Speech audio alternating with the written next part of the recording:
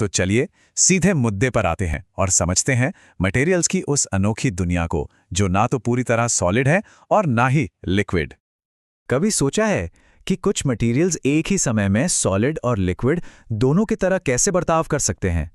आज हम इसी रहस्य को समझने वाले हैं कि आखिर यह होता कैसे है। देखिए, इस कॉम्प्लेक्स टॉपिक को समझने के लिए हमें पहले बेसिक्स क्लियर करने होंगे। तो शुरुआत करते हैं दो सबसे बुनियादी तरह के फ्लूइड से।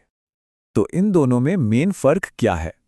न्यूटोनियन फ्लूइड्स जैसे पानी, इनका बिहेवियर एकदम सीधा साधा और प्रिडिक्टेबल होता है। जितना स्ट्रेस लगाओगे उसी हिसाब से फ्लो करेंगे। लेकिन नॉन न्यूटोनियन फ्लूइड्स जैसे कि केचप, ये स्ट्रेस पड़ने पर अपना बर्ताव बदल देते हैं। इनका कोई फिक्स हिसाब नहीं होता। तो सवाल यह है कि इन कॉम्प्लेक्स फ्लूइड्स को हम मैथ में कैसे समझाते हैं? इसके लिए हमारे पास कुछ मॉडल्स हैं, जैसे पावर लॉ मॉडल और हर्शल-बल्कली मॉडल। ये इक्वेशंस हमें इनके अजीब बिहेवियर को समझने और कैरेक्टराइज करने में मदद करती हैं। चलिए अब उन टूल्स को देखते हैं जो साइंटिस्ट्स इस तरह के बिहेवियर को मॉडल करने के लिए इस्तेमाल करते हैं। असल में ये सब कुछ बस दो सिंपल मैकेनिकल एलिमेंट्स पर टिका है। पहला है स्प्रिंग। ये किसी भी मटेरियल के प्योर इलास्टिक पार्ट को दिखाता है, बिल्कुल एक सॉलिड की तरह। मतलब ये एनर्जी स्टोर कर सकता है, लोड पड़ने पर तुरंत अपना शेप बदल सकता है और लोड हटते ही वापस अपने ओरिजिनल शेप में आ जाता है।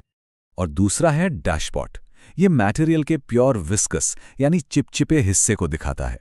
ये एक लिक्विड की तरह एनर्जी को खत्म करता है और स्ट्रेस पड़ने पर धीरे धीरे बहता है, जैसा कि हम शहद में देखते हैं। तो अब आता है सबसे जरूरी सवाल। हम इन सिंपल एलिमेंट्स को आपस में जोड़कर असली कॉम्प्लेक्स मटेरियल्स को समझाने वाले मॉडल्स कैसे बना सकते हैं?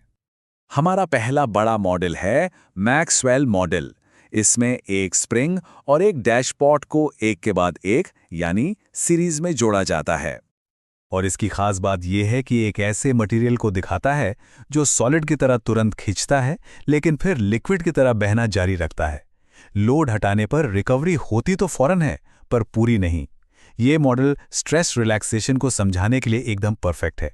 ठीक है, अब देखते हैं कि क्या होता है जब हम स्प्रिंग और डैशपॉट को अगल बगल यानी पैरेलल में लगा देते हैं।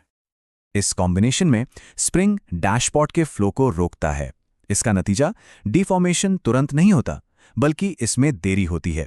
ये धीरे धीरे क्रीप करता है और जब लोड हटाया जाता है तो रिकवरी पूरी तो होती है, लेकिन उसमें भी टाइम लगता है।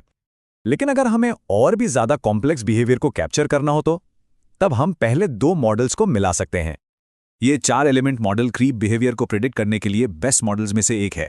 इसमें लोड लगाने पर फौरन डिफॉर्मेशन भी होता है और फिर धीरे धीरे क्रीप भी, और लोड हटाने पर फौरन रिकवरी के बाद एक धीमी और अधूरी रिकवरी देखने को मिलती है।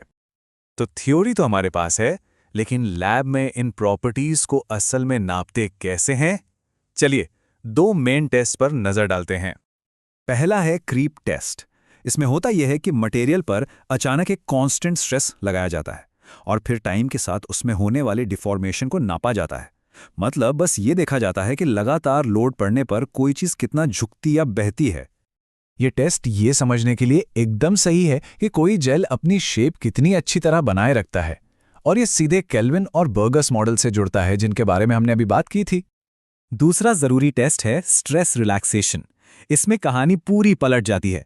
हम मटेरियल को एक खास पॉइंट तक खींचते हैं और फिर ये नापते हैं कि उसे उसी हालत में बनाए रखने के लिए जरूरी स्ट्रेस टाइम के साथ कैसे कम होता जाता है। ये हमें बताता है कि कोई मटेरियल कितनी जल्दी ये भूल जाता है कि उसे डिफॉर्म किया गया था, और ये एक ऐसा बिहेवियर है जिसे मैक्सवेल मॉडल बहुत अच्छे से समझाता है। तो सबसे अहम बात यह है कि यही वो टेस्ट हैं जो हमें अपनी थ्योरेटिकल मॉडल्स को सही साबित करने के लिए रियल वर्ल्ड डेटा देते हैं। पिज़्ज़ा के आटे से लेकर बायोप्लास्टिक्स तक, सोचिए हमारे आसपास की दुनिया को ये छिपे हुए मॉडल्स और कहाँ-कहाँ डिफाइन कर रहे हैं।